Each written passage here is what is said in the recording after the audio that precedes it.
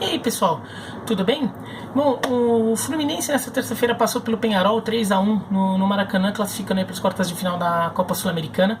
E aí, continuando, dando continuidade, é uma grande campanha que o Fluminense vem fazendo nesse torneio. E com vitórias até contundentes aí sobre adversários fortes como o Atlético Nacional e agora o Peñarol. O técnico do Peñarol até disse ao final do jogo de ida e reforçou ao final do jogo de volta que achou que o Fluminense foi mais difícil para o Peñarol, foi mais difícil de enfrentar do que o Flamengo. E contra quem o Peñarol jogou na fase de grupos da Libertadores no primeiro semestre, ganhou um jogo no Maracanã e perdeu outro no Rio de Janeiro. Ganhou um jogo no Maracanã e empatou outro em Montevidéu, que foi o jogo de eliminação, né, do Peñarol, né? O Peñarol acabou eliminado não pelos confrontos contra o Flamengo, né, mas pelos resultados dos outros jogos lá contra San José e contra a LDU. Mas nesse mesmo Fluminense, no Campeonato Brasileiro está na zona de rebaixamento e não consegue sair do lugar. Vem com muita dificuldade. E o que acontece? O que acontece com esse Fluminense? Porque no final das contas, o Fluminense não é um time que teoricamente muda a sua forma de jogar, né? Ele é um time que toca a bola, tem um controle da posse de bola em todos os jogos, mesmo contra o Santos, o São Paulo, que é um time que também toca muita bola. O Fluminense teve mais posse de bola, né? Contra o Botafogo do Barroca, que também é um time que fica com a bola no pé, o Fluminense teve mais posse de bola e o Fluminense não consegue deslanchar no Brasileiro, sempre passando a impressão de um time que joga mais do que os resultados que chegam. O que acontece? Bom, uma impressão inicial que acho que muito torcedor do Fluminense tem, e você vê nos jogos do Fluminense aí, em jogo de Campeonato Brasileiro e jogo de mata-mata, aí incluindo também os da Copa do Brasil, é como o Fluminense tem esse estilo de jogo, mas no mata-mata ele parece jogar de um tom mais agressivo, né? Parece jogar numa intensidade um pouco maior, né? Parece um time que toca a bola, mas vai com mais sede ao gol adversário, vai com mais intensidade, com mais força, com mais energia. Mas isso é uma observação, uma sensação que passa, né? Eu fui buscar olhar algumas estatísticas de jogo do Fluminense, ver algumas características em comum, e tem uma coisa que chama atenção ali nos jogos do Fluminense. O Fluminense sempre tem a bola no pé, tá? Sempre tem a bola no pé. Isso é uma constante assim no Fluminense. Agora, uma coisa que chama atenção é como os jogos em que o Fluminense consegue bons resultados, são os jogos do mata-mata, o Fluminense em geral consegue um gol rápido, um gol antes de 20 minutos. Ou seja, todo esse negócio, toda essa intensidade já resulta num gol antes de 20 minutos, e o time mantém esse domínio e continua martelando o adversário. Então, em praticamente todos esses jogos, são duas coisas em comuns. Não só um gol prematuro, como uma quantidade de finalizações muito maior que a do adversário, mesmo depois do gol. Então não tem aquela coisa, fez um gol, tudo bem, mas depois do gol é meio comum que o time fique mais retraído, ou então ele fique mais paciente com a bola para deixar um pouco o tempo rolar e deixar o adversário mais nervoso, mais incomodado, mais irritado. Mas não, o Fluminense vai para cima do gol adversário e tem um massacre em quantidade de finalizações em relação ao adversário. E isso a gente viu no jogo, pegando a Copa Sul-Americana, no confronto contra o Antofagasta, no jogo no Chile. A gente viu isso na Copa Sul-Americana, no jogo contra o Atlético Nacional no Maracanã, nos dois jogos contra o Peñarol. Isso também aconteceu. Vê-se que assim, é um elemento em comum aqui em todos os confrontos do Fluminense na Copa Sul-Americana. Também isso aconteceu nos confrontos da Copa do Brasil contra o Santa Cruz no jogo do Maracanã, no jogo do Rio de Janeiro, no jogo contra o Ipiranga de Erechim, e no jogo contra o Luverdense, no jogo de volta que o Fluminense venceu. E também, e também aconteceu contra o Cruzeiro no Mineirão, que foi o jogo que o Cruzeiro reagiu, foi 2-2, o Cruzeiro virou, né, e o Fluminense empatou no finalzinho, mas o Fluminense também teve um gol rápido, só que não teve massacre em finalizações, foi um jogo mais equilibrado.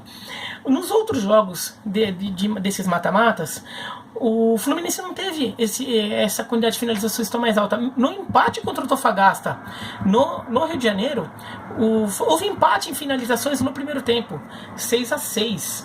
No jogo contra o Luverdense em Lucas do Rio Verde, também não foi massacre. Assim, o Fluminense teve domínio, teve mais finalização, mas houve mais equilíbrio. E a gente vê isso também no jogo contra o Santa Cruz no Recife, no jogo contra o Atlético Nacional em Medellín. Esse daí bem mais justificável, né? O Fluminense tinha feito 4-1 no jogo de ida.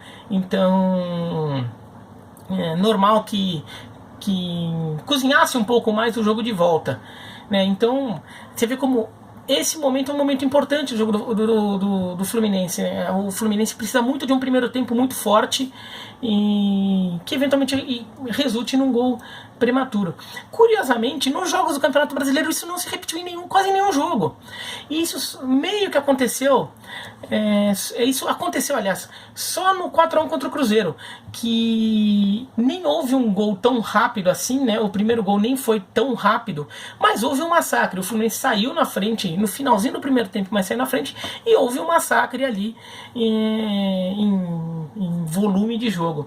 Em todos os outros jogos do Brasileiro, mesmo na vitória contra o Grêmio, aquela vitória 5-4, né, que o Grêmio fez 3-0 e o Fluminense virou, não houve isso, né? O Fluminense ainda teve, contra o Goiás não teve o gol, contra o Goiás teve um grande volume de jogo no primeiro tempo, né? O Fluminense teve em relação ao volume de jogo houve um massacre do Fluminense em relação ao volume de jogo, mas não resultou em gol. Então não teve o gol prematuro. Mas em todos os outros jogos o Fluminense não conseguiu nem finalizar mais ou finalizar muito a mais, ficou equilibrado em finalizações em relação ao time adversário, e isso talvez seja uma coisa que o Fluminense tem que descobrir. Sim, contra o Botafogo também. Contra o Botafogo não sai gol no primeiro tempo. Foi um parecido jogo contra o Goiás, né? Não sai gol no primeiro tempo, mas o Fluminense tem um volume de jogo muito maior que o Botafogo ali, poderia ter feito gol. Nos outros jogos isso não aconteceu contra o Atlético Paranaense, não aconteceu contra o Bahia, não aconteceu contra o Santos.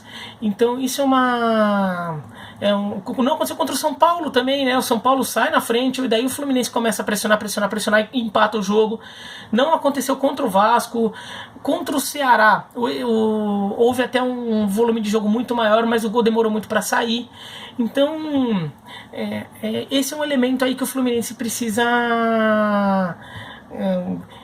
entender o que está acontecendo. Eu não tenho a resposta aqui, tá? E assim, vocês poderiam até você tinha que dar uma resposta, se eu falar alguma coisa, eu vou estar inventando também, assim, o meu papel é analisar, comentar, mas assim, não é tentar adivinhar, né? Não é tentar também chutar, ficar assim. Eu não tô lá dentro do vestiário do Fluminense para entender se de repente perceber o que é de diferente ali. Será que de repente a preparação para o jogo é feita de forma diferente quando é mata-mata? Será que de repente a conversa pré-jogo, ou de repente o perfil dos jogadores que estão lá naquele elenco é um perfil que de repente se sente mais confortável quando tem um foco muito claro no jogo, que é o caso de um jogo de mata-mata, que você precisa ir lá e matar o adversário?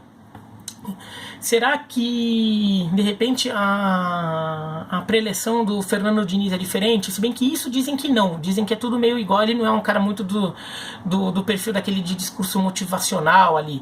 Mas será que de repente alguma coisa diferente ali? Não sei. Só sei que o que muda é o Fluminense em jogos de mata-mata, ele entra com um volume de jogo muito maior, com uma intensidade maior, acaba conseguindo um gol cedo e continua martelando.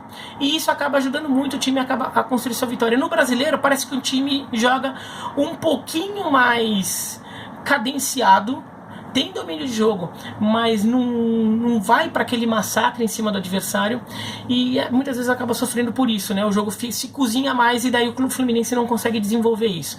Acho que isso é uma coisa que... Bom, o Fernando Diniz entende muito de futebol, entende mais de futebol do que eu, então eu tenho convicção de que ele certamente percebe que há algo diferente acontecendo e que ele e os auxiliares dele tentam estudar aí o que está acontecendo com o Fluminense no Campeonato Brasileiro em comparação com o Fluminense do mata-mata.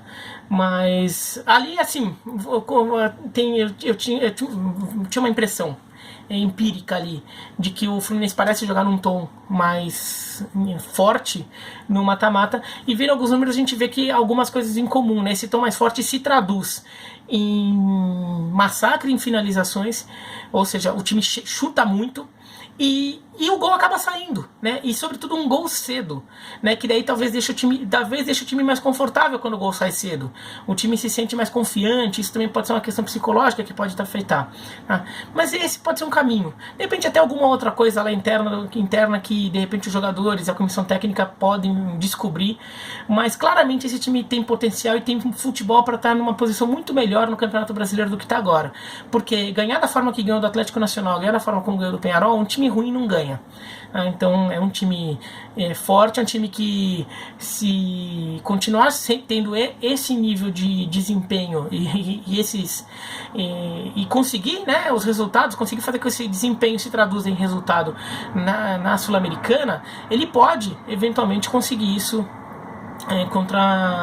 nas fases seguintes, né? O próximo adversário provavelmente seria o Corinthians, e o Fluminense tem totais condições ali de passar pelo Corinthians se tiver com esse futebol que tem jogado na Sul-Americana, e precisa de repente levar alguma coisa dali, alguma coisa do Fluminense de mata-mata. E eu até coloco o Fluminense da Copa do Brasil também, apesar de ter sido eliminado. Teve dois confrontos contra o Cruzeiro, assim, sobretudo o primeiro jogo de ida, que foi um massacre absoluto do Fluminense e a bola não queria entrar.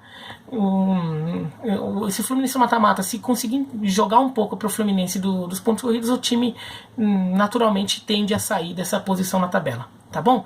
Mas assim, se você é torcedor do Fluminense, principalmente, coloca aqui nos comentários o que você acha que acontece. Qual que é a sua teoria, qual que é a sua hipótese para essa diferença ali, não de desempenho necessariamente, mas de resultado, né? Porque um Fluminense vai tão bem num torneio, consegue ter resultados tão convincentes e tem tanta dificuldade para decolar no outro, tá bom? E daí, se vocês gostaram do vídeo, curta. Se não gostaram, descurta, não tem problema nenhum.